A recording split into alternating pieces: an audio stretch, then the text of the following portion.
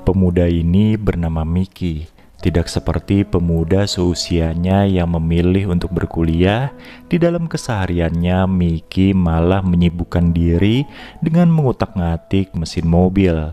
Selain hobi, hal itu juga dilakukannya untuk membantu bengkel milik ayahnya. Sekedar informasi, bengkel ayahnya Miki ini cukup terkenal di kota itu. Meski sang anak memiliki bakat yang diturunkan darinya, ayahnya Miki lebih senang jika anaknya itu berkuliah di luar negeri. Suatu hari, bengkel mereka kedatangan seorang pelanggan cantik bernama Gabi yang ingin memperbaiki sensor bahan bakar di mobil sport miliknya. Cara kerja Miki yang satset sontak membuat Gabi terkesima dan bilang akan mengajak teman-temannya ke bengkel itu untuk menyervis mobil. Dan benar saja, beberapa hari kemudian Gabi datang dengan mengendarai mobil berwarna putih bersama teman wanitanya. Dengan senyum sumringah, Miki pun bilang kalau mobil itu bisa diambil 2 hari lagi.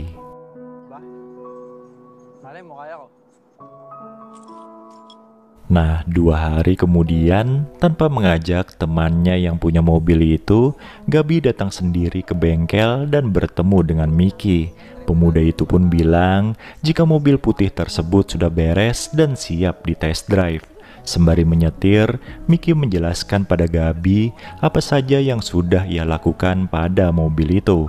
Obrolan mereka pun jadi ngalor ngidul hingga ke pekerjaan Gabi yang katanya sebagai barista di sebuah kafe. Karena puas dengan pekerjaan Miki, Gabi pun memberikan uang tip yang cukup banyak. Deserve mo yan. Sobra-sobra to. Sekarang kita ulik sedikit tentang sosok Gabi yang ternyata adalah anggota komunitas balap mobil. Suatu malam bersama teman-teman wanitanya, Gabi berniat untuk melakukan balapan melawan komunitas mobil lainnya. Nah, berhubung salah satu mobil temannya ada yang bermasalah, Gabi pun menghubungi Miki dan menyuruhnya datang ke tempat itu untuk memperbaikinya. Kacaunya lagi, setelah memperbaiki mobil tersebut, Miki malah ditantang ikut balapan.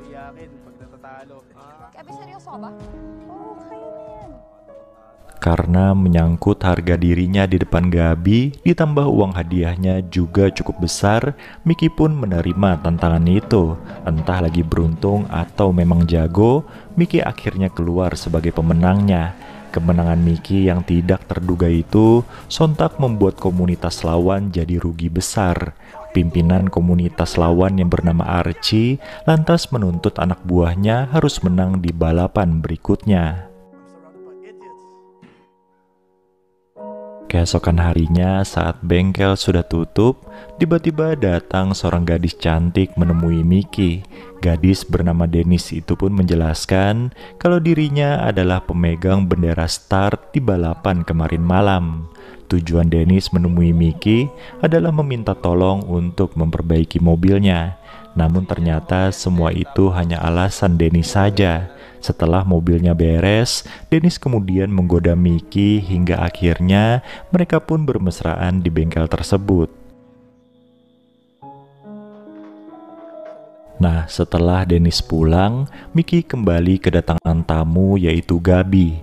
Ternyata gadis itu datang untuk memberikan bingkisan berupa spare part mobil yang diidam-idamkan oleh Miki selama ini. Di sini nampak jelas kalau Gabi sebenarnya ada hati pada Miki. Suatu hari ketika Miki nongkrong dengan Gabi dan komunitas balap mobilnya, tiba-tiba polisi datang dan membubarkan mereka. Karena panik, Miki pun akhirnya jadi numpang di mobilnya Dennis. Dan ujung-ujungnya mereka kembali bermesraan seperti tempo hari.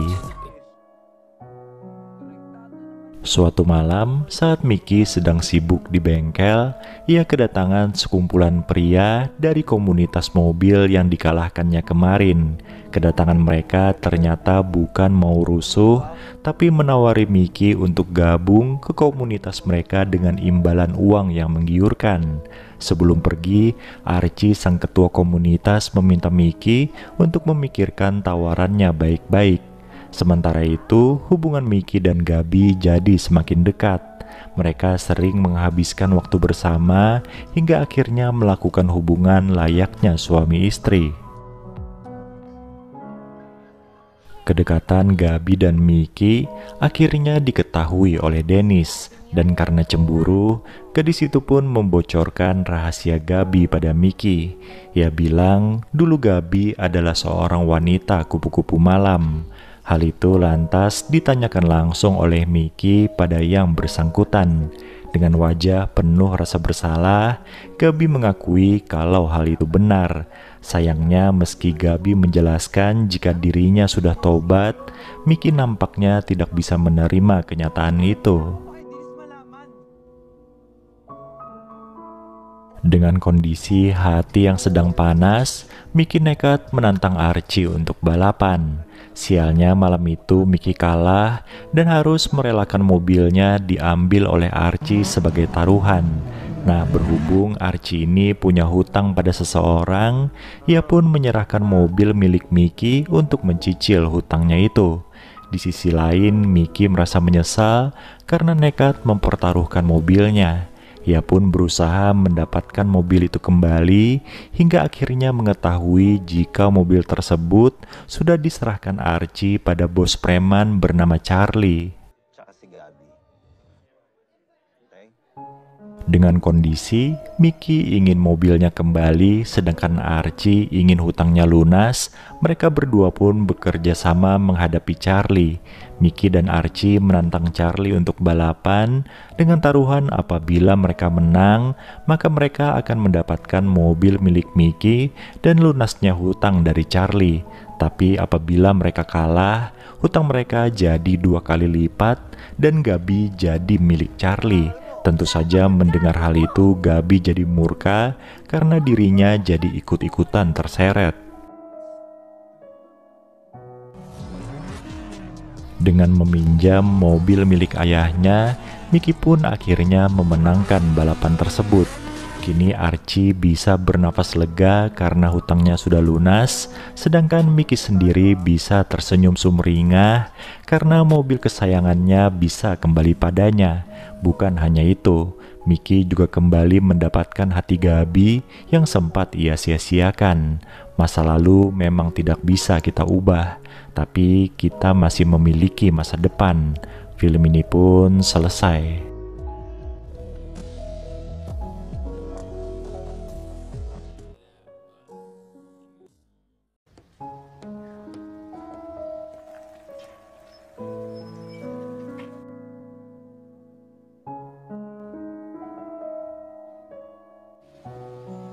Perkenalkan, gadis cantik ini bernama Mara.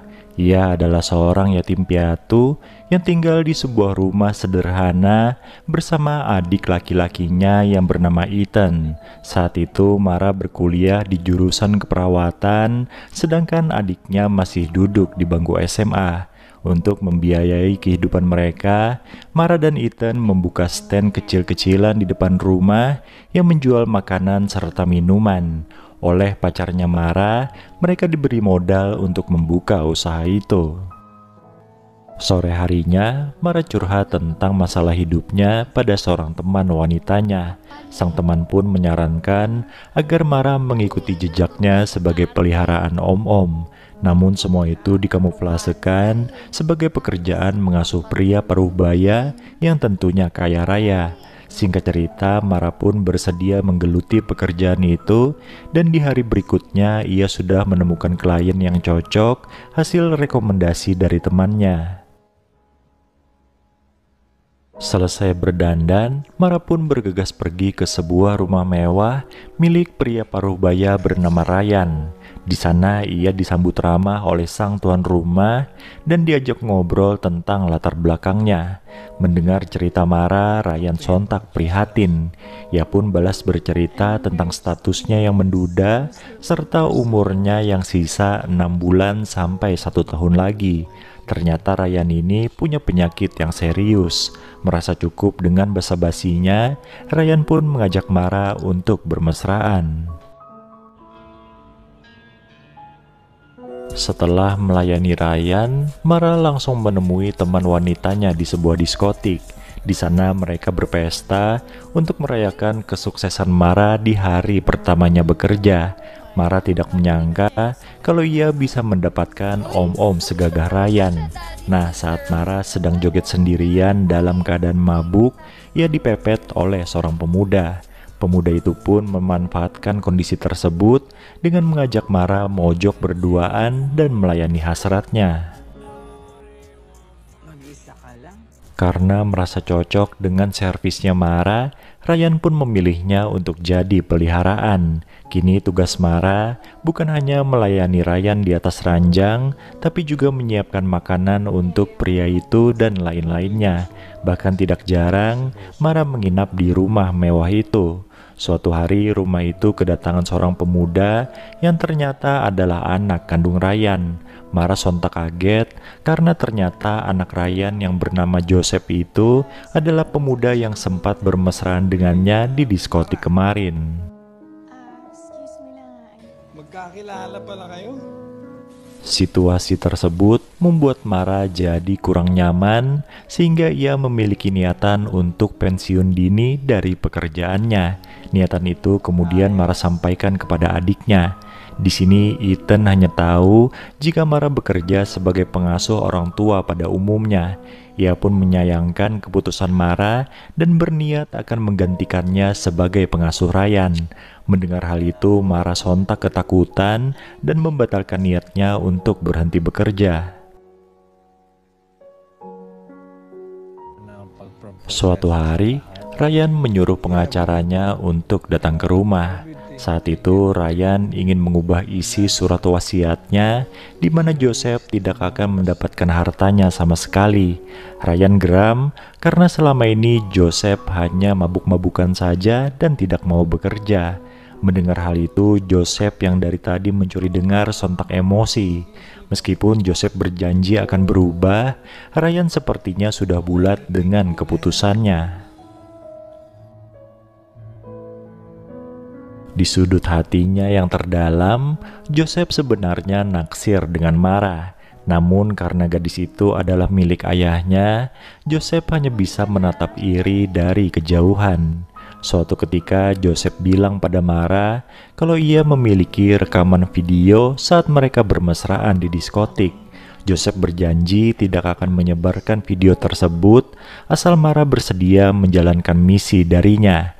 Ia menyuruh Mara untuk menaburkan racun pada minuman ayahnya. Ayag na ako sa gusto mo. Karena kondisinya semakin tersudut, Mara pun nekat memberikan minuman beracun pada Ryan di suatu pagi. Tidak lama setelah meminumnya, Ryan langsung tidak sadarkan diri. Tapi baru beberapa detik Joseph merayakan kesuksesan misinya, ia dibuat kaget dengan kedatangan polisi yang ingin menangkapnya. Tiba-tiba Ryan pun bangun sambil tertawa. Ternyata diam-diam Mara membocorkan rencana Joseph kepada Ryan dan mereka pun bekerja sama untuk menjebaknya.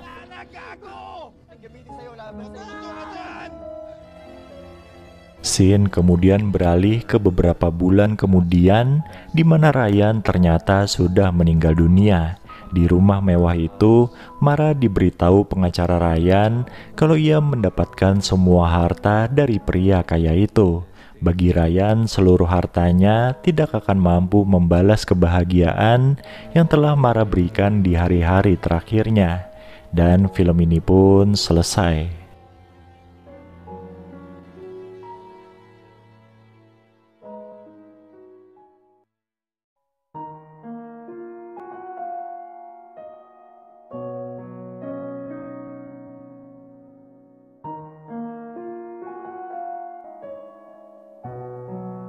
Film ini berfokus pada sepasang pengantin baru yang hidup di sebuah desa di pesisir pantai. Si suami bernama El adalah seorang nelayan, sedangkan istrinya yang bernama Susan bekerja sebagai pegawai negeri sipil. Beberapa bulan setelah menikah, mereka dianugerahi seorang bayi laki-laki. Tapi naasnya bayi tersebut meninggal dunia selang beberapa menit setelah dilahirkan.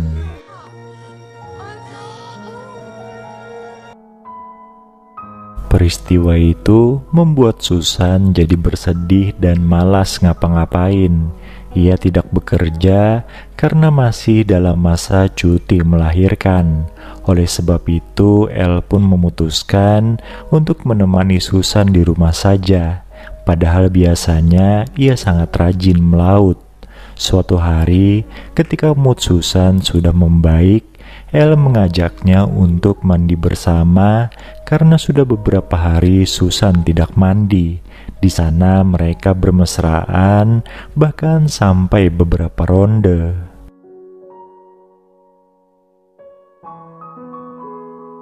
Selain menenangkan Susan yang selalu teringat bayi mereka, El juga harus menanggung beban ekonomi keluarga kecil itu. Apalagi akhir-akhir ini perolehan ikan mereka sangatlah sedikit. Suatu sore, El dan Susan menikmati pemandangan dari pinggir pantai. Di sana Susan mengungkapkan rasa bangganya pada El yang selalu setia padanya. Susan pun berseloroh, ia akan tahu El berselingkuh dari aroma tubuh suaminya itu. Tak seberapa lama, datanglah Abi, adiknya Susan, yang ikut nimbrung dengan mereka.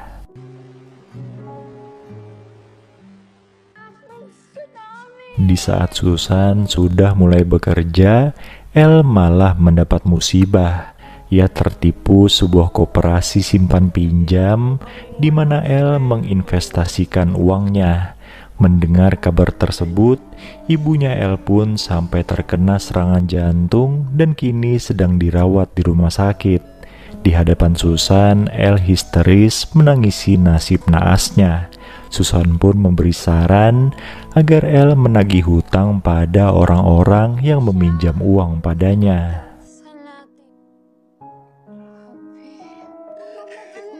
Melihat El sedang kesusahan, Dindo temannya El berinisiatif untuk menagih hutang tersebut. Orang pertama yang didatanginya adalah Flor.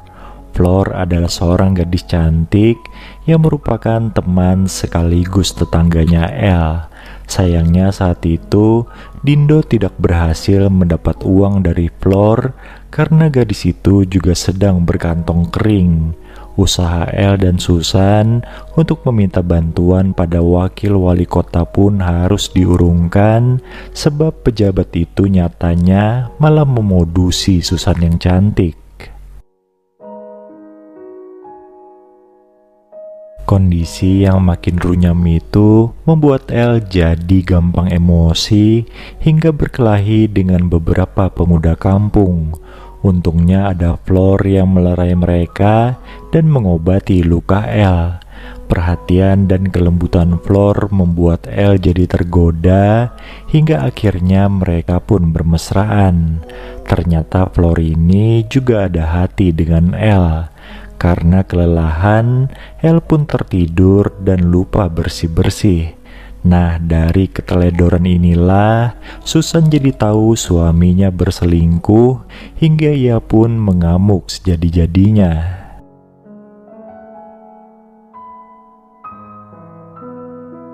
Keesokan paginya, Susan yang tidak ingin kecolongan lagi memutuskan untuk berhenti bekerja agar bisa mengawasi suaminya. Tanpa sadar, Susan juga keliru menuduh Abi, adiknya sendiri, yang telah berselingkuh dengan El. Di tengah kebangkrutan dan keterpurukan mereka, El dan Susan pun berbaikan lewat hubungan badan. Mereka sepakat mengurung diri di rumah dan terus-menerus bermesraan, hingga akhirnya mereka saling menyakiti satu sama lain sampai meninggal bersama-sama.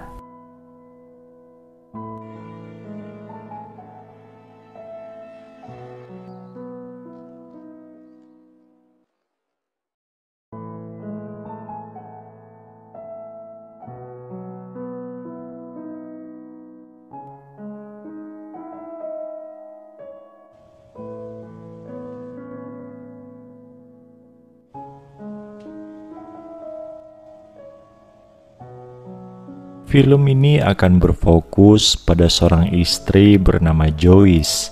Beberapa bulan setelah menikah dengan pria bernama Markus, Joyce harus menerima kenyataan pahit di mana suaminya itu jatuh sakit dan sekarang dalam kondisi koma. Dikarenakan biaya rumah sakit sangatlah mahal, Joyce pun memutuskan untuk merawat suaminya di rumah saja. Diketahui kalau Joyce ini bekerja sebagai penyanyi di sebuah bar dan suaminya hanyalah tukang tato. Di tempat yang berbeda diperlihatkan seorang wanita cantik dan kaya raya bernama Astrid. Kala itu dengan tatapan penuh kerinduan, Astrid memandangi foto pria yang ternyata adalah Markus di galeri ponselnya. Berhubung hasratnya sudah diubun-ubun, Astrid pun memakai foto Markus itu sebagai bahan pemuas imajinasi liarnya. Setelah puas, ia kemudian mengirim pesan kepada Markus. Joyce yang saat itu sedang memegang ponsel Markus sontak terkejut karena ada wanita yang menghubungi suaminya dan mengajak ketemuan di hotel. Karena penasaran, Joyce pun membalas pesan tersebut dengan ajakan bertemu di rumahnya saja. Selang beberapa menit kemudian, Astrid tiba di rumah itu dan langsung disambut dengan perlakuan kasar dari salah satu temannya Joyce. Di sana Astrid dikasih paham kalau Markus sedang koma. Dengan ekspresi syok, wanita itu pun meminta maaf, kemudian bergegas pergi dari tempat itu.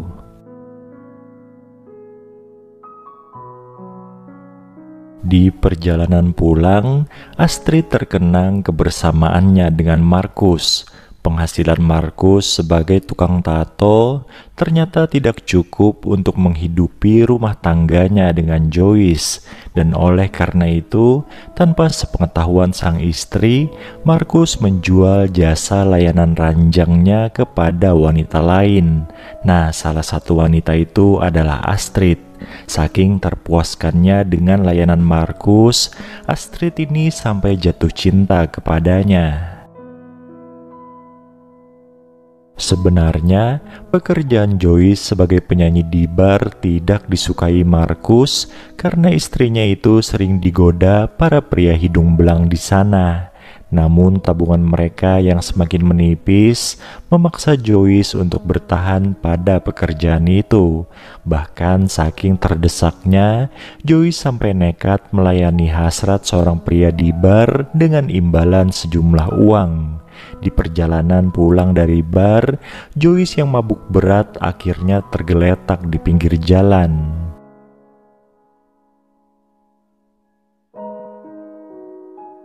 Untungnya saat itu ada Astrid yang kebetulan lewat dan mengantar Joyce pulang ke rumah. Setelah Joyce sadar, Astrid pun mengungkapkan kalau dirinya pernah berjanji pada Markus akan menjaga Joyce apabila terjadi sesuatu yang tidak diinginkan. Jadi Astrid ini adalah orang yang pertama tahu tentang penyakitnya Markus dan membiayai seluruh pemeriksaan kesehatan Markus sebelum koma. Bahkan Astrid pula yang memberi modal pada Markus untuk membuka usaha tato. Karena tahu betul kalau Markus sudah berjuang keras untuk bisa menafkahi Joyce, Astrid pun menasehati Joyce agar tidak menyerah menunggu kesembuhan Markus.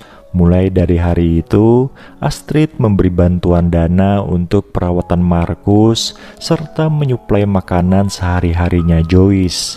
Berhubung semua kebutuhan hidupnya sudah terpenuhi, Joyce pun menolak untuk melayani hasrat pria di bar. Penolakan itu sontak membuat si pria jadi emosi dan nekat ingin menodai Joyce secara paksa. Untungnya saat itu ada Astrid yang dengan sigap melindungi Joyce. Ternyata selama ini ketika Joyce melayaninya, pria di bar itu diam-diam telah merekam perbuatan mereka. Nah, kekesalannya pada Joyce saat itu akhirnya ditumpahkannya dengan cara menyebarkan rekaman tersebut di internet. Selain harus menghadapi rasa malu dengan tersebarnya video itu, Joyce juga kehilangan pekerjaannya di bar.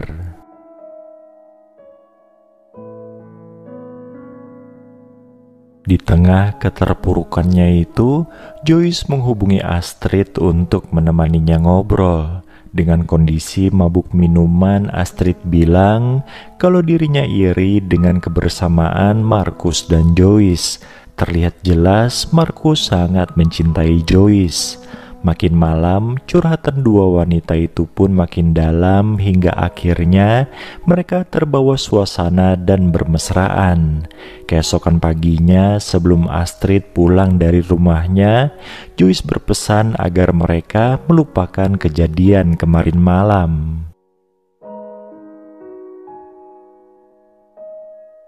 Ajaibnya, setelah Astrid pulang, Markus tiba-tiba bangun dari komanya. Kabar bahagia itu diterima Astrid lewat pesan di ponselnya. Berhubung statusnya adalah seorang selingkuhan, Astrid pun urung untuk menampakkan diri di hadapan Markus dan keluarganya. Meskipun sudah sadar, Markus sudah tidak bisa normal seperti dulu lagi. Geraknya masih sangat terbatas dan membutuhkan bantuan dari orang lain. Setelah lama tidak terdengar kabarnya, suatu hari Astrid menemui Joyce di rumahnya. Pertemuan itu akhirnya menyadarkan keduanya kalau mereka saling mencintai satu sama lain. Selesai bermesraan, Astrid bilang dirinya akan pindah ke luar negeri. Ia sadar Markus lebih membutuhkan Joyce. Di akhir film diperlihatkan Joyce yang kembali bernyanyi di bar lain ditemani oleh Markus, sedangkan Astrid memulai hubungan baru dengan wanita lain.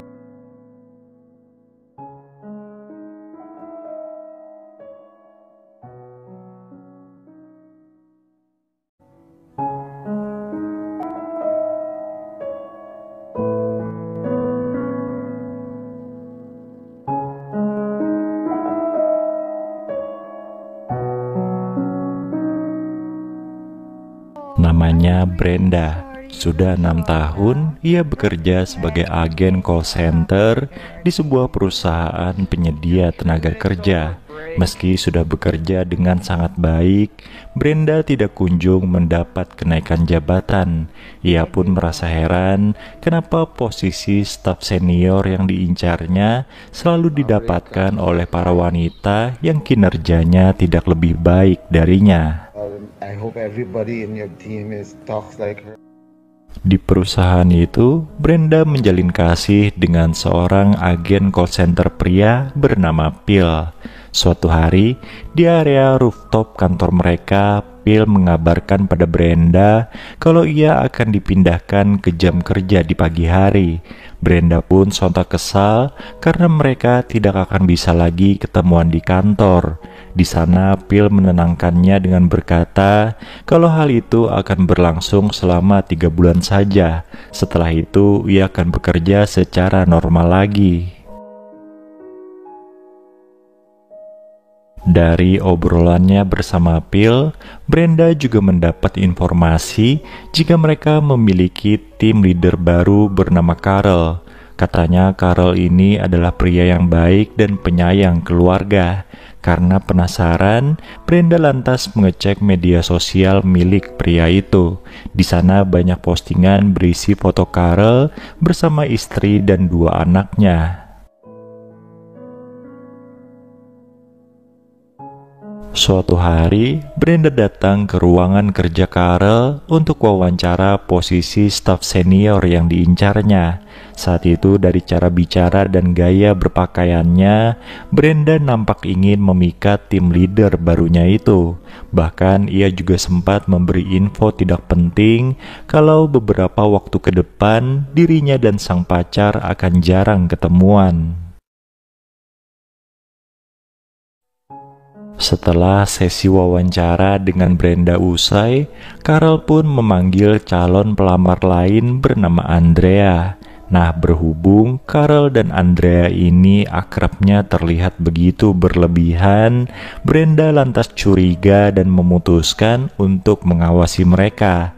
Akhirnya kecurigaan itu terbukti, di mana Brenda menyaksikan dengan mata kepalanya sendiri Karel dan Andrea diam-diam bermesraan di sebuah mobil. Apa yang dilihatnya barusan lalu dilaporkan Brenda pada pacarnya. Phil lantas mendapat ide untuk merekam perbuatan Karel dan Andrea secara diam-diam, kemudian menyebarkannya ke email para karyawan. Dengan tersebarnya video itu, Karel lantas mencurigai Andrea sebagai dalangnya. Ia pun mengambil langkah dengan menjauhi gadis itu, serta membatalkan kenaikan jabatannya. Nah, saat hati Karel lagi berkecamuk, Brenda pun hadir untuk menggodanya. Dan tidak perlu waktu lama untuk gadis cantik itu hingga bisa mengajak Karel mojok berduaan. Setelah melakukan perbuatan tercela itu, Brenda mengaku menyesal pada Karel. Ia merasa bersalah pada istrinya Karel yang kini sedang hamil anak ketiga mereka. Ironisnya, Karel sendiri tidak merasa seperti itu. Ia malah nampak cuek dengan perasaan istrinya. Bahkan Karel berharap dirinya dan Brenda bisa bermesraan lagi seperti barusan. Karena sudah terlanjur basah, Brenda pun menjalin hubungan gelap dengan Karel. Namun di samping itu, ia masih memberikan jatah bermesraan pada pacarnya.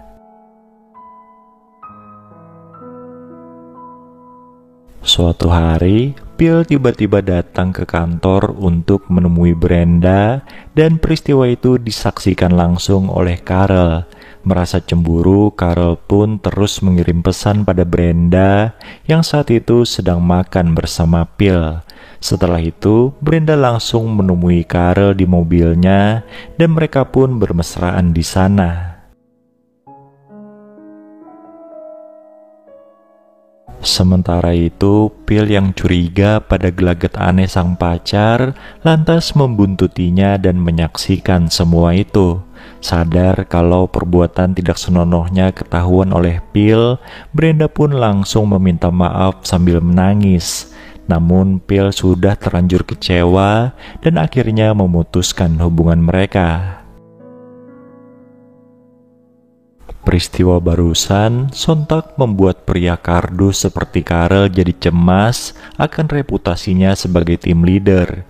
Ia pun mulai menjauhi Brenda dan malah mengangkat karyawan lain sebagai staf senior alih-alih gadis itu.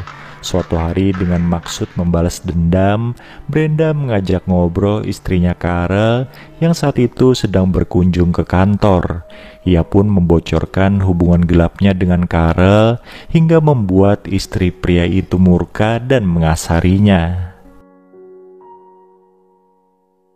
Selang beberapa hari kemudian, terdengar kabar jika Karel mengundurkan diri. Sementara itu dengan wajah polosnya, Brenda menyebarkan rumor jika Karel yang mendekatinya hingga sang istri jadi cemburu dan mengamuk padanya. Dengan perginya Karel, maka Brenda direkomendasikan untuk mengisi posisinya sebagai tim leader dan film ini pun selesai.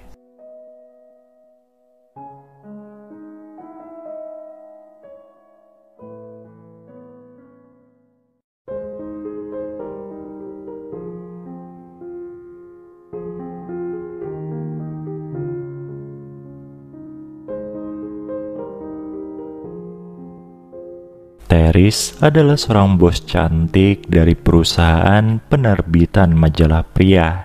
Ia memiliki sahabat bernama Madi yang juga bekerja sebagai asisten di kantornya. Hari itu Madi curhat tentang hubungan asmaranya dengan kekasihnya yang bernama Arthur. Madi bilang sebentar lagi Arthur akan melamarnya. Kabar baik itu jelas membuat Teris ikut senang. Tapi saat Madi bertanya tentang hubungan Teris dan mantannya, tiba-tiba wanita cantik itu pingsan.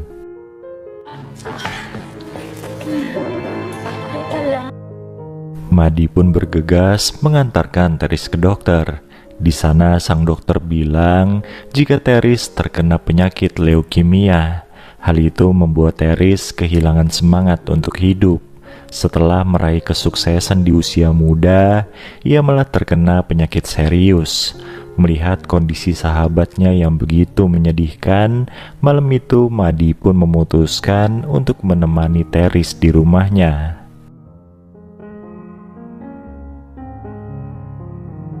Keesokan harinya, Teris tiba-tiba meminta Madi untuk mengenalkannya dengan beberapa pria. Teris berpikir setidaknya sebelum meninggal dunia, dirinya ingin menikmati hidup dengan bersenang-senang sekaligus mencari jodoh. Madi pun langsung merekomendasikan pria bernama Luigi yang merupakan rekan kerja di kantor mereka.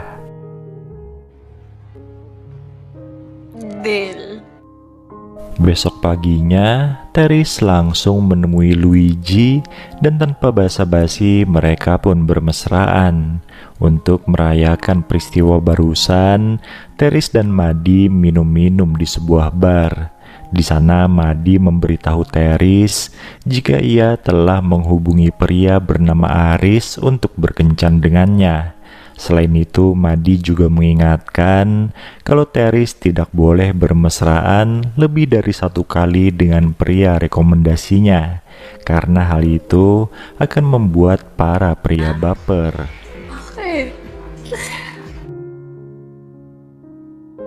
Beberapa hari kemudian, Teris pun akhirnya berkencan dengan Aris. Di sana Aris yang pandai merayu langsung mengajak Teris untuk melipir ke apartemennya. Berhubung dirinya masih banyak pekerjaan, Teris pun menolak. Tapi ia janji akan berkunjung ke sana. 3 hari kemudian, dengan ditemani oleh Madi, Teris pergi ke apartemennya Aris. Di sana Madi mengatakan kalau ia akan menunggu di ruang tamu dan jika 1 jam sudah berlalu, dirinya akan menjemput Teris di kamar Aris.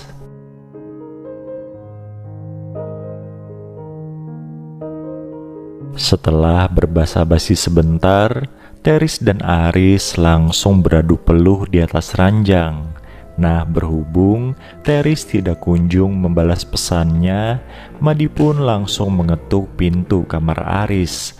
Ternyata orang yang dicemaskan malah sedang asik makan. Suatu ketika, saat Madi dan pacarnya sedang berkencan, tiba-tiba Teris mengirimkan pesan kepadanya. Dengan perasaan tidak enak hati pada Arthur, Madi pun meminta izin untuk menemui Teris. Di hadapan Madi, Teris berkeluh kesah tentang dirinya yang rindu pada mantannya. Dan untuk menenangkan sahabatnya itu, Madi pun memberinya sebuah pelukan. Namun siapa sangka, pelukan itu membuat mereka jadi kebablasan dan malah saling grepe satu sama lain. Semenjak peristiwa itu, Madi jadi bimbang dengan perasaannya terhadap Arthur. Puncaknya, setelah Madi memikirkan matang-matang, ia pun menolak lamaran Arthur. Bahkan Madi sampai memutuskan pria itu agar bisa menjalin hubungan dengan Teris. Kabar baik pun didapat oleh Teris ketika tahu dirinya tidak terkena leukemia. Ternyata kemarin itu hanya salah diagnosis.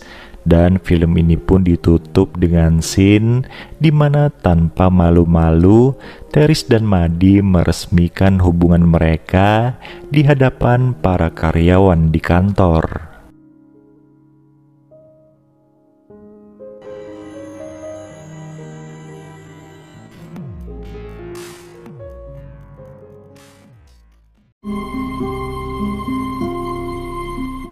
Itimpla mo nga ako ng kape. Kapupunta. Magkikita kami na. Kaya na lang namin. Yung Hashimoto.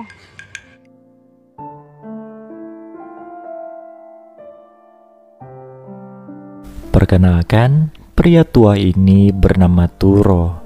Karena memiliki banyak lahan, ia terkenal sebagai saudagar perkebunan di kampungnya.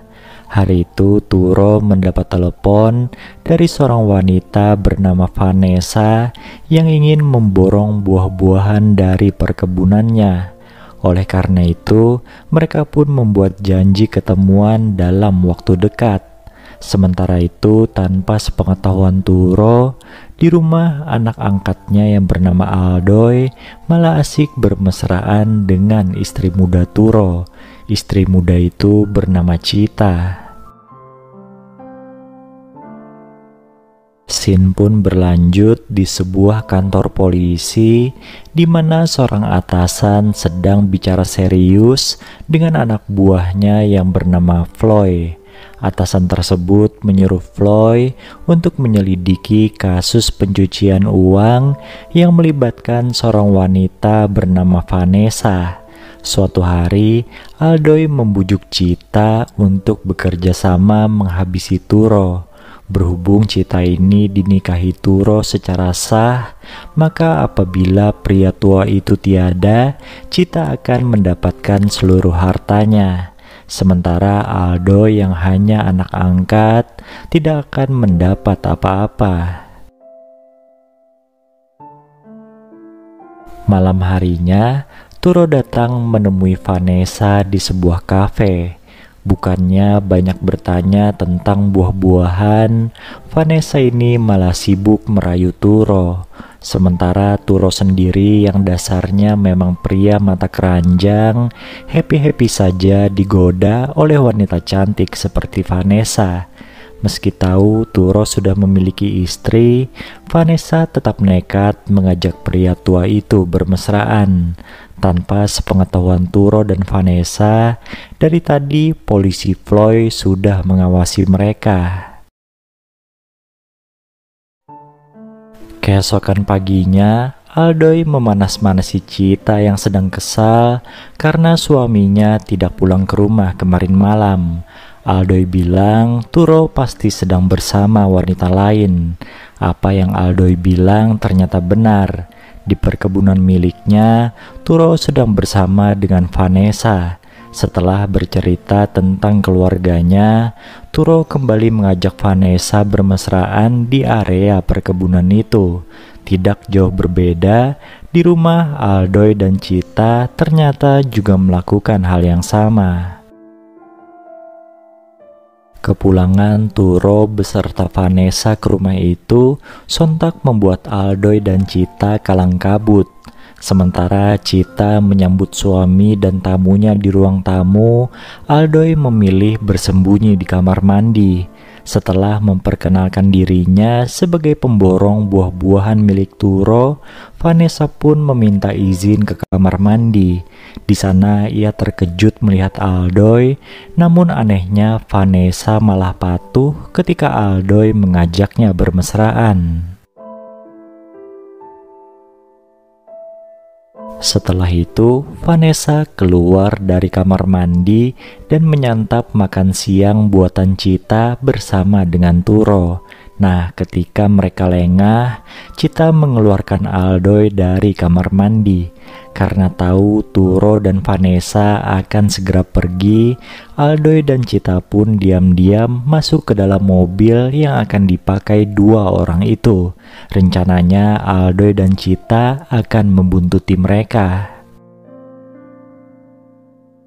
Tak seberapa lama, mobil tersebut berhenti di area perkebunan. Beberapa menit setelah Turo dan Vanessa keluar dari mobil, Cita dan Aldoy pun menyusul mereka. Ternyata kecurigaan itu terbukti. Dengan mata kepalanya sendiri, Cita menyaksikan suaminya berselingkuh. Wanita cantik itu pun mengambil pisau dengan niat melukai Turo dan Vanessa. Beruntung dua peselingkuh itu berhasil selamat setelah Aldoy dan warga menghentikan Chita.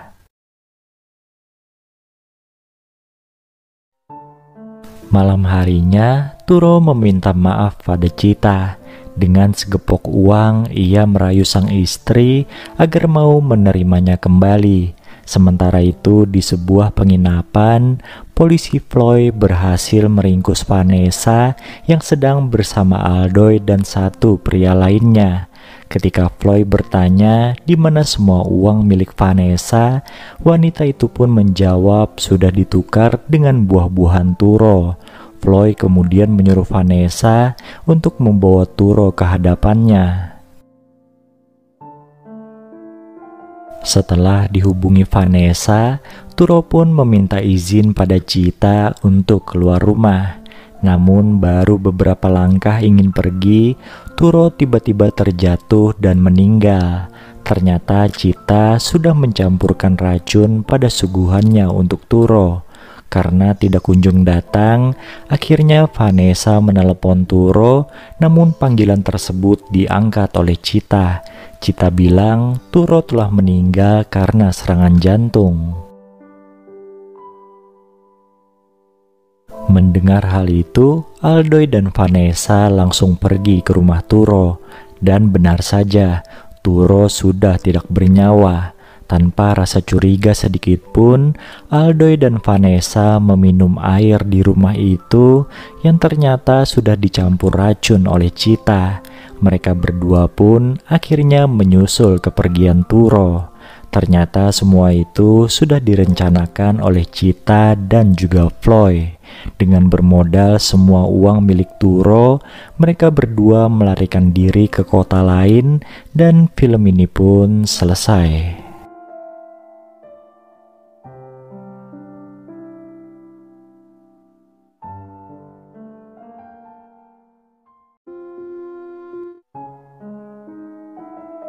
Siyempre, tapakas...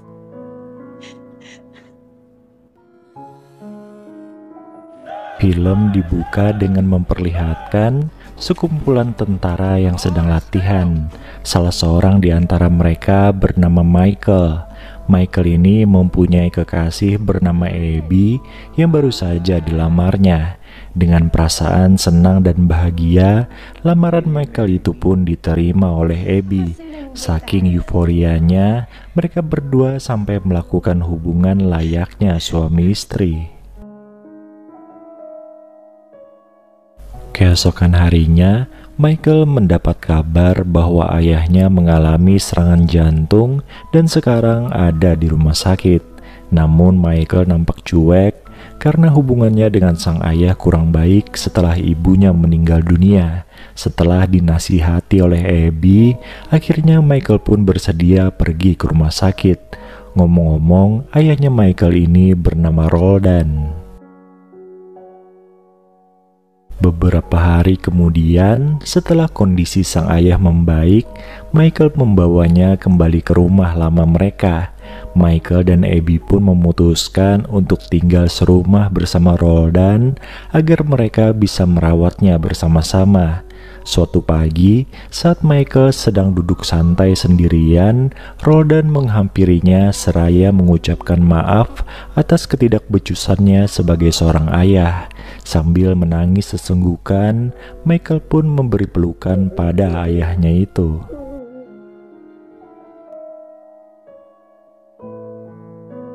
Suasana di rumah itu pun jadi hangat seiring dengan membaiknya hubungan Michael dan Roldan. Suatu hari, Michael dan rekan-rekannya dibebankan sebuah misi oleh sang komandan untuk menangkap penjahat yang sangat berbahaya. Sang komandan pun berpesan sebelum berangkat mereka harus berpamitan dulu dengan keluarga masing-masing.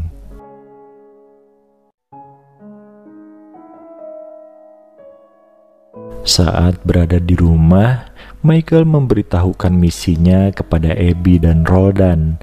Mendengar hal itu, keduanya pun jadi bersedih.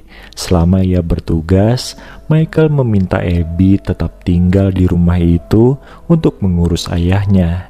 Menjelang tidur, Abby tiba-tiba mengembalikan cincin lamaran miliknya kepada Michael. Wanita cantik itu berkata kalau Michael harus mengembalikan cincin tersebut setelah misinya berhasil, lalu mereka akan menikah. Keesokan harinya, Michael pun pergi menjalankan misinya, sedangkan Abby tetap berada di rumah bersama Roldan, ayahnya Michael. Suatu hari, datanglah seorang wanita yang bernama Teris yang merupakan rekan bisnisnya Roldan. Teris beralasan kedatangannya adalah untuk meminta tanda tangan dari pria paruh baya itu. Padahal sebenarnya ia hanya ingin bermesraan dengan Roldan. Di sisi lain, perlu diketahui kalau Abby, tunangannya Michael, adalah seorang perawat di sebuah panti jompo. Suatu hari, Abby menyadari ada seorang rekan kerja pria yang naksir padanya. Dengan lemah lembut, Abby menjelaskan pada pria itu jika ia sudah bertunangan dan tidak tertarik untuk menjalin hubungan dengan pria lain. Ayoko naman loko. Scene kemudian berpindah pada Michael yang sedang berjuang melawan komplotan penjahat. Sayangnya dalam insiden itu, Michael terkena terjangan peluru dan langsung kehilangan kesadarannya. Kabar meninggalnya Michael pun sampai ke telinga Abby dan Roldan yang segera mengadakan pemakaman untuk pria itu. Keduanya terlihat sangat terpukul atas apa yang menimpa Michael.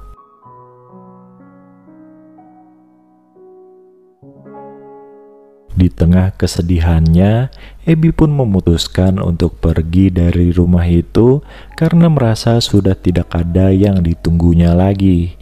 Namun Roldan segera mencegahnya dengan perkataan almarhum Michael akan bahagia jika Abby tetap di sana. Akhirnya Abby pun mengurungkan niatnya dan menjalani hari-hari selanjutnya di rumah itu dengan penuh isak tangis. Seiring berjalannya waktu, Abby dan Roldan yang sama-sama kehilangan kini saling menguatkan. Bahkan hubungan mereka malah kebablasan dengan melakukan hubungan layaknya suami istri.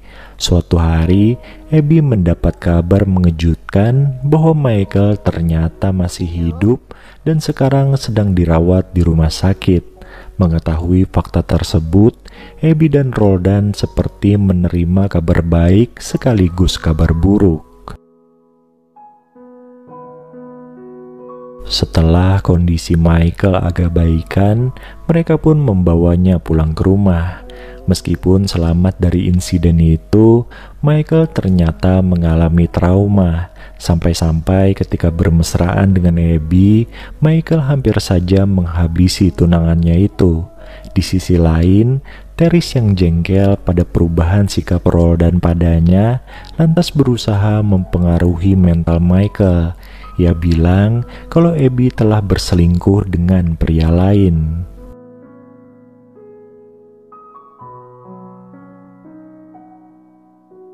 Provokasi itu membuat emosi Michael jadi tidak terkendali sampai-sampai ia mengambil senjatanya untuk mengancam rekan kerja Abby di panti jompo. Ketika ada waktu untuk ngobrol berdua dengan Roldan, Abby menyatakan perasaannya kalau ia lebih mencintai Roldan dibanding Michael. Setelah lama tidak bermesraan sejak kembalinya Michael, sore itu keduanya pun kembali melakukannya.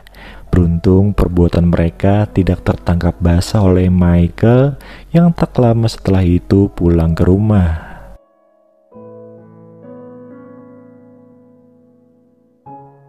Malam harinya, saat mereka makan bersama, Michael tiba-tiba menodongkan senjata pada Abby dan Roldan. Ternyata tadi sore, Michael melihat perbuatan tidak senonoh dua orang itu. Saking sakit hatinya, Michael sampai ingin menghilangkan nyawanya sendiri. Sin kemudian maju ke depan, di mana ketiga orang itu sudah hidup sendiri-sendiri. Suatu hari, Roldan mendatangi rumah kos Michael dan memberikan surat dari Abby. Dengan berurai air mata, Michael membaca surat tersebut yang berisi permintaan maaf serta sedikit nasihat. Akhirnya film ini pun ditutup dengan scene di mana Michael mengunjungi Roldan yang kembali dirawat di rumah sakit.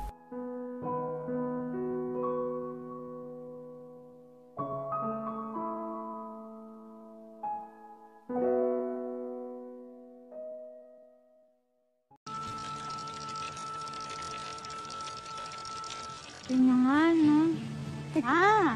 Isusumbong ko kayo kay Papa.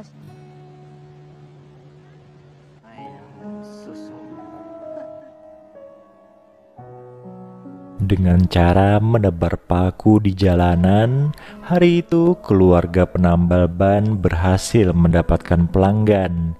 Keluarga itu terdiri dari suami istri bernama Bene dan Rosa, serta dua anak perempuan mereka yaitu Iris dan juga Anna. Sedangkan pelanggan kurang beruntung tadi adalah Joaquin, seorang duda kaya raya. Ketika sedang menunggu ban mobilnya ditambal oleh Bene, Joaquin terpesona dengan kecantikan Iris yang masih remaja. Dari keluguan Iris, Joaquin sudah bisa tahu jika gadis itu belum pernah disentuh pria. Keluarga Iris adalah keluarga yang sangat sederhana. Selain usaha tambal ban, mereka juga berjualan siput di pasar. Setelah ibunya mengumpulkan dan membersihkan siput, Iris bertugas menjual siput tersebut. Sayangnya, meski sudah bekerja keras, mereka masih saja kekurangan sehingga sering berhutang. Bagi Iris pribadi, ada satu harta berharga yang ia miliki. Harta itu adalah kehormatannya yang masih ia jaga sampai sekarang ini, dan belum ada satupun pria yang beruntung mendapatkannya. Pangarap pa ako. Suatu hari, ketika keluarga Iris sedang makan malam bersama, Joaquin tiba-tiba datang ke rumah mereka. Tanpa basa-basi, Joaquin mengutarakan maksud kedatangannya, yaitu untuk meminang Iris. Tidak seperti istrinya yang sangat bersemangat mendengar hal itu, Bene justru menentang keinginan Joaquin. Ia merasa Iris masih sangat muda. Joaquin tentu tidak menyerah begitu saja. Ia lalu mengeluarkan senjata andalannya, yaitu menawarkan sejumlah uang pada Bene dan Rosa. Setelah itu, Joaquin pamit pulang agar Bene dan Rosa bisa mempertimbangkan tawarannya. Ketika orang tuanya mulai berdebat tentang hal itu, Iris pun muncul dan mengutarakan pendapat pribadinya. Dengan penuh keyakinan, Iris bilang ia mau menikah dengan Joaquin supaya cepat terlepas dari kemiskinan ini. Keesokan harinya, bersama ayah dan ibunya, Iris pergi ke rumah mewah milik Joaquin. Maksud kedatangan mereka adalah untuk menyetujui tawaran sang duda meminang Iris. Nah, ketika mereka ingin menandatangani surat perjanjian, Iris tiba-tiba menyuruh Joaquin untuk menaikkan tawarannya 2 kali lipat. Sambil tersenyum, Joaquin langsung menyetujuinya. Perlu diketahui, sudah 10 tahun Joaquin ini menduda dan mantan istrinya dulu meninggal karena mengakhiri hidupnya sendiri dengan racun. Tanpa diketahui oleh orang tuanya, Iris ternyata memiliki seorang pacar bernama Jimbo. Meski sering mojok berduaan, mereka tidak sampai melakukan hubungan layaknya suami istri. Suatu hari ketika sedang asik-asiknya memadu kasih, Iris tiba-tiba bilang pada Jimbo kalau ia akan segera menikah dengan pria lain. Mendengar hal itu, Jimbo tentu merasa dikhianati. Ia pun memperlakukan Iris dengan kasar hingga menodai gadis itu secara paksa. Setelah menuntaskan hasratnya, Jimbo pun pergi meninggalkan Iris yang menangis sesenggukan. Hingga hari pernikahannya, Iris tetap merahasiakan hal yang terjadi antara dirinya dan Jimbo.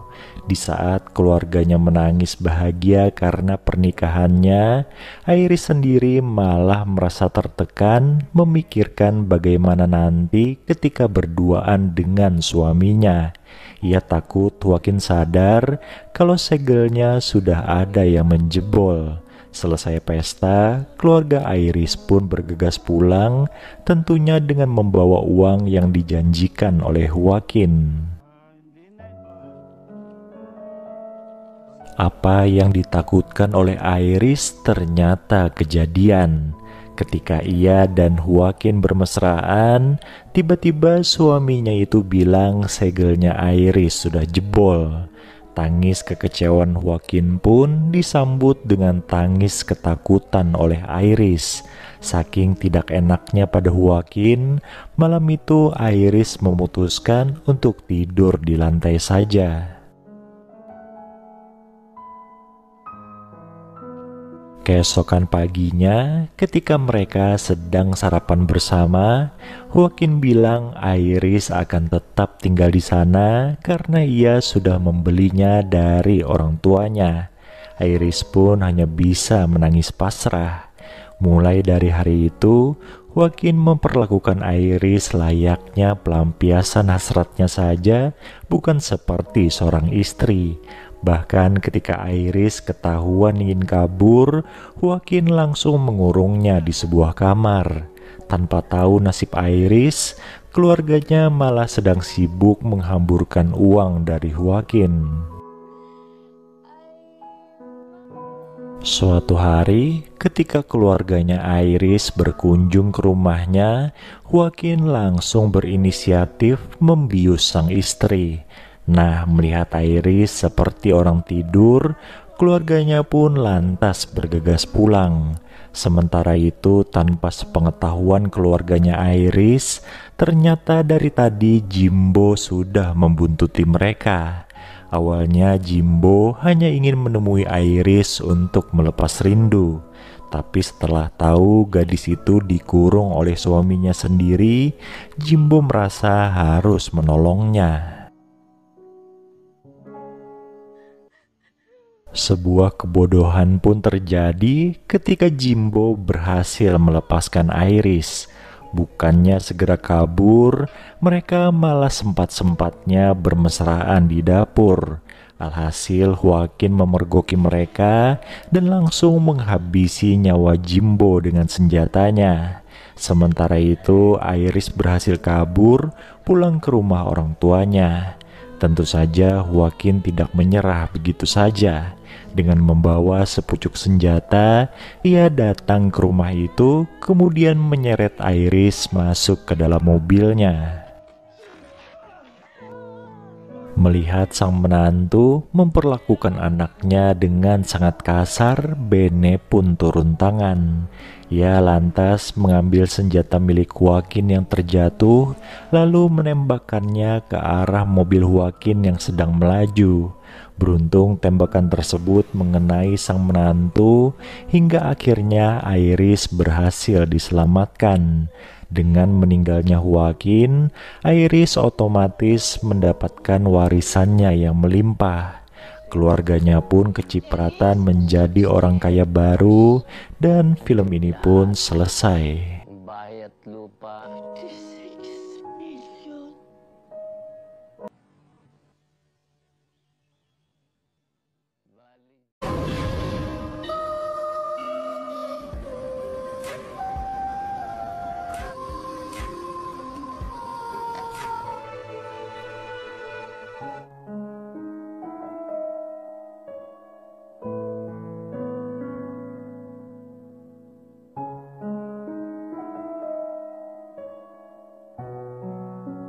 Perkenalkan, wanita ini bernama Ani.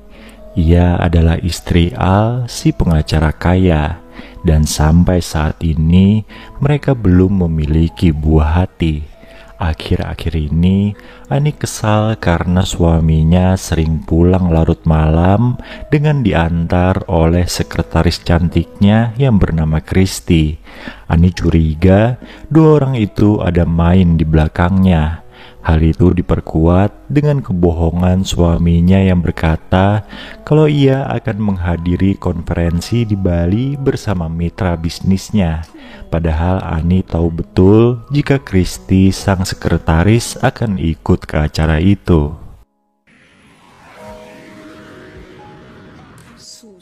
Oleh karena itu, Ani pun diam-diam pergi ke Bali untuk memergoki suaminya. Namun sesampainya di sana, Ani tidak berhasil menemukan suaminya itu dan malah berkenalan dengan pria bernama El yang juga berasal dari Filipina. Setelah Ani curhat tentang permasalahannya dengan sang suami, El pun menawarkan jasanya untuk membuntuti pria itu. Akhirnya karena terpengaruh suasana romantis di Bali, Ani dan El bermesraan layaknya sepasang suami istri yang sedang bulan madu di sana.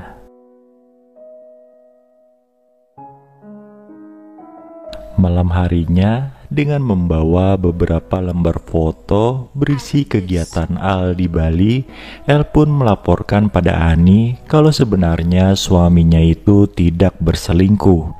Diam-diam Ani menyesal karena pada akhirnya dirinya lah yang berselingkuh dari Al. Meski begitu, Ani juga tidak sanggup menolak ajakan El untuk pergi berwisata keliling Bali sebelum mereka pulang ke Filipina dan berpura-pura tidak pernah mengenal satu sama lain. Bahkan di malam harinya, mereka menyempatkan diri untuk bermesraan.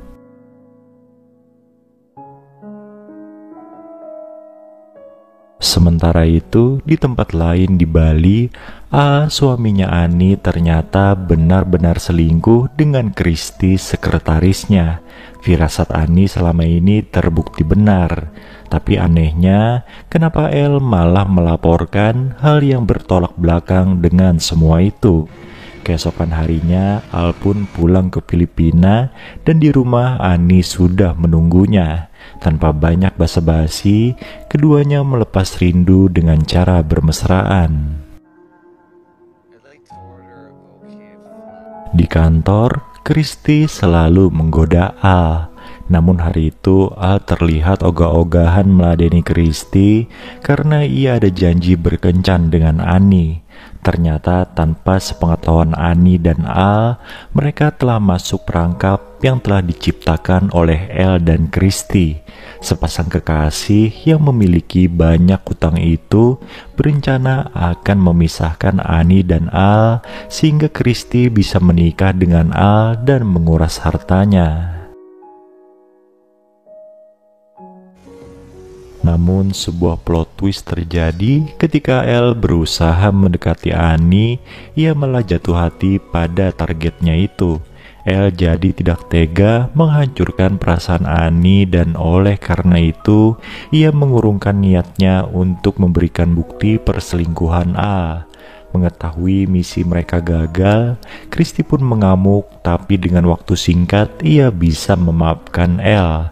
Di sini Kristi tidak mengetahui jika El telah jatuh hati pada Ani. Nah, ketika Al sedang berkencan dengan Ani di sebuah restoran, kebetulan saat itu Kristi dan El juga sedang nongkrong di sana. Kesempatan itu dimanfaatkan El untuk menemui Ani dan menjelaskan tentang semua misinya dengan Kristi. Sambil memeluk Ani yang sedang emosi, El mengucapkan maaf sekaligus mengaku kalau ia sudah jatuh hati pada Ani. Suatu hari, El mendapatkan pesan dari Ani yang menyuruhnya untuk datang ke rumah. Tanpa pikir panjang, Pria itu pun segera bertolak ke sana dan menemui Ani yang ternyata meminta jatah bermesraan. Entah harus merasa beruntung atau sial, sepulangnya ke rumah, El juga harus melayani hasrat dari Kristi.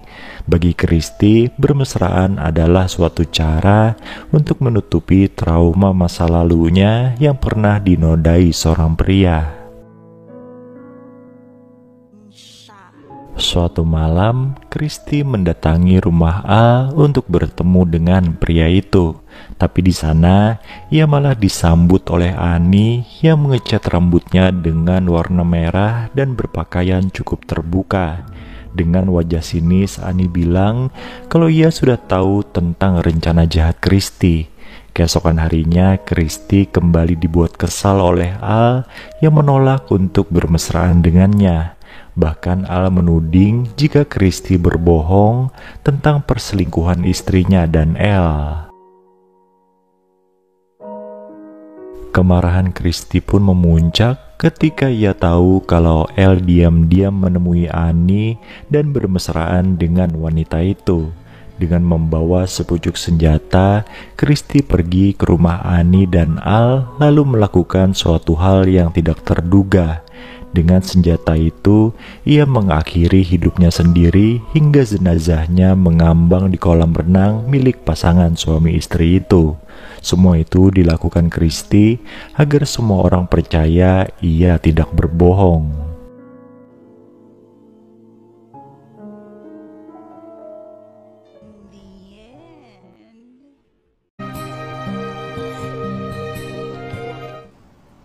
Ano nangyari? Ano si Matthew? Hindi ako naniniwalang kapatid mo nalasing ako.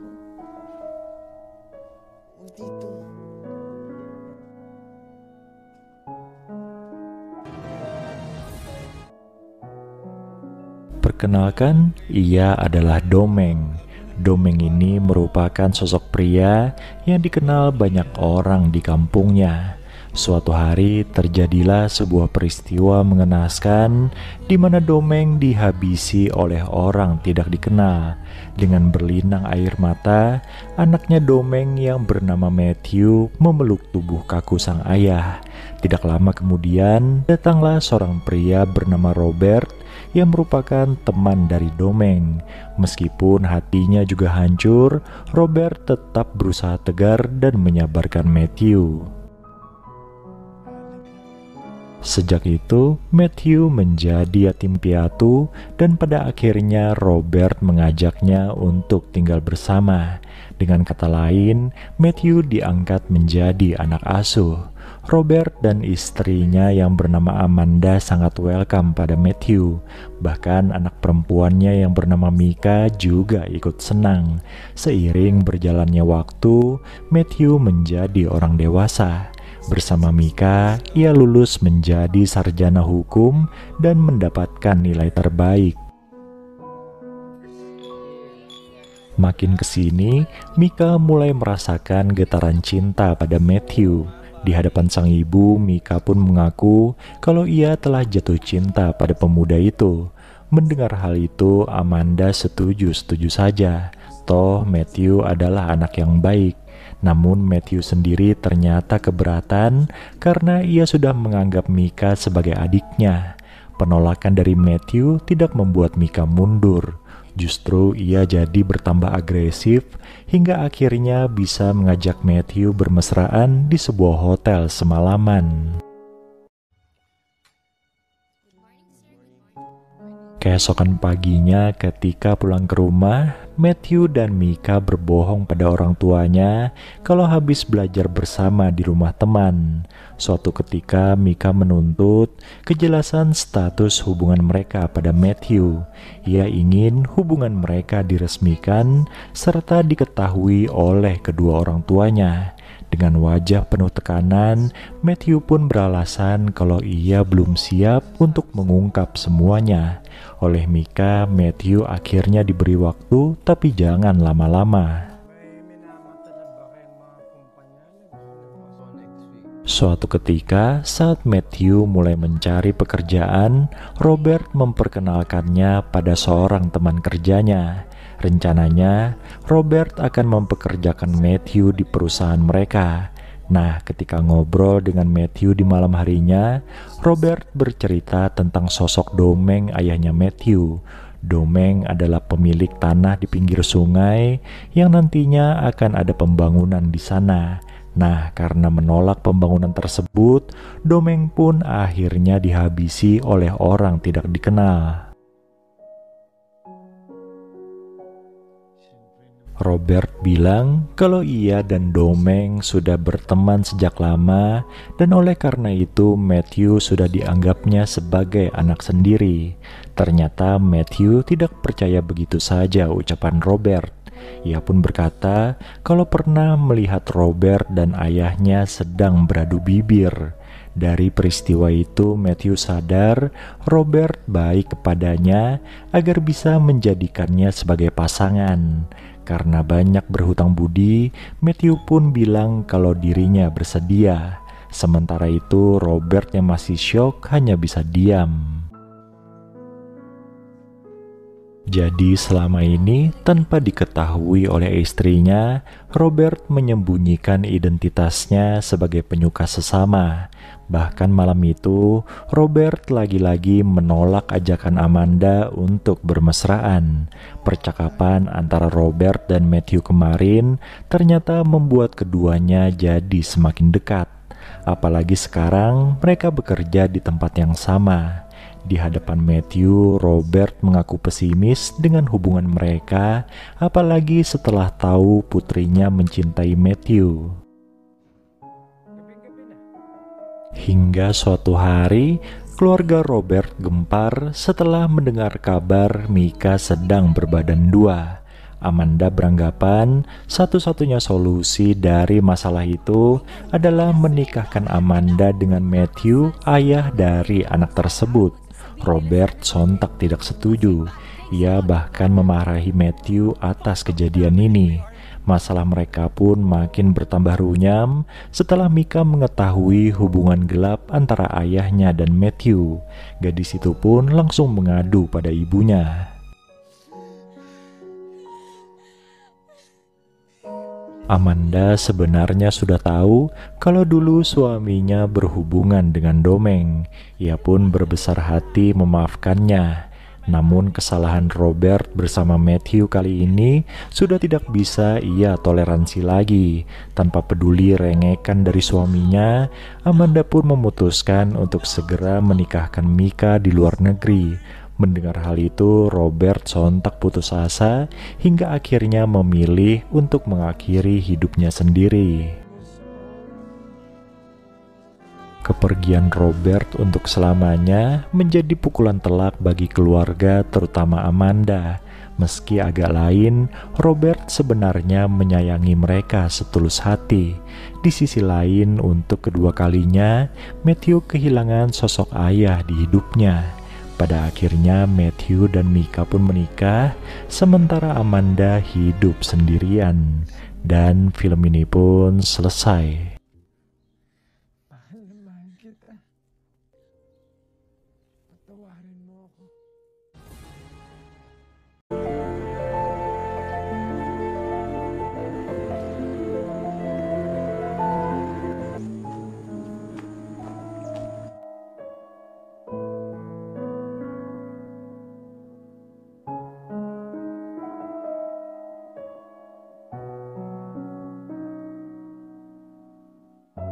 Film ini menceritakan tentang kehidupan rumah tangga Larry dan Edna yang tinggal di sebuah desa pesisir pantai. Di sana mereka bekerja sebagai pengumpul kerang. Suatu hari, pasangan suami istri itu menemukan seorang gadis yang pingsan di pinggir pantai. Mereka pun menolongnya.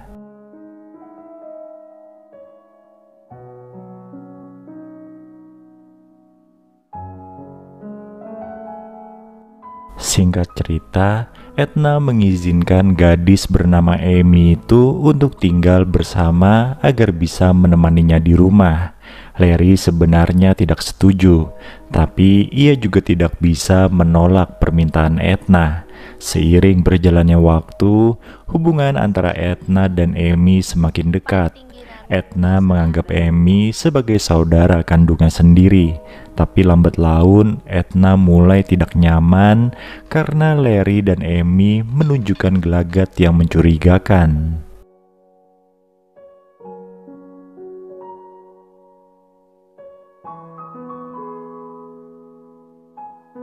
Hingga pada akhirnya kecurigaan itu terbukti.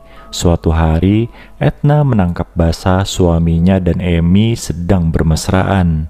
Namun meski Larry telah ketahuan berselingkuh, Edna masih tetap mempertahankan pernikahannya.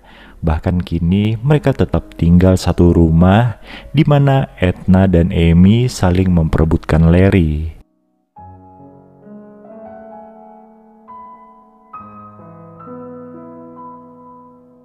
Larry kemudian membuat aturan, siapa yang diberinya handuk, maka dialah yang akan tidur dengan Larry.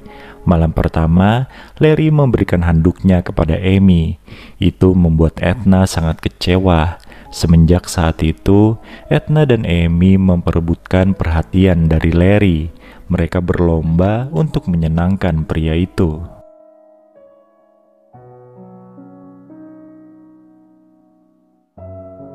Waktu pun berlalu, Larry sepertinya kini sudah mulai bosan dengan Amy. Ia pun mulai memilih Edna, apalagi setelah Edna hamil, sehingga mendapatkan perhatian lebih dari Larry. Hal ini membuat Amy menjadi sangat cemburu.